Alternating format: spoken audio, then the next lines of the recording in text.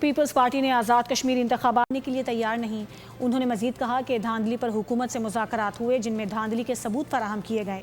Peoples party کے اندر election کے دوسرے مرحلے کے بائیکاٹ کی رائے موجود تھی لیکن قیادت نے اسے مسترد کر دیا۔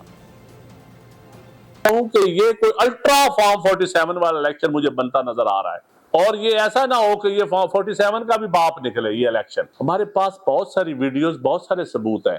ہم ابھی جب تک ہمیں کمپلیٹ ویریفیکیشن نہیں ہوگی، ہم الیکشن کمیشن کو وہ کمپلینٹس جو فائل کریں گے ہم وہ میڈیا کے سامنے لائیں۔ اس وقت کولیپ سسٹم کی جو لاڈلی ہے ان کی کیبنٹ کے بقول، اب تو فارم 47 سے بات اوپر نکل گئی نا، اب تو نیا ماڈل آ گیا، کولیپس ماڈل کی گورنمنٹ۔ انشاءاللہ تعالی ہم مقابلہ کریں گے۔ پیپلز پارٹی کسی صورت بھی بھاگنے والی جماعت نہیں ہے، ہم ڈٹ کے لڑیں گے اور ڈیموکریسی کو کی ہم نے تحفظ دینا ہے۔ ہمارے لیڈروں نے اس کے لیے جانیں قربانیاں دی ہیں، اور یہ مقابلہ کر کے فیلڈ کے اندر ہی ہم ان سے انشاءاللہ لڑیں گے۔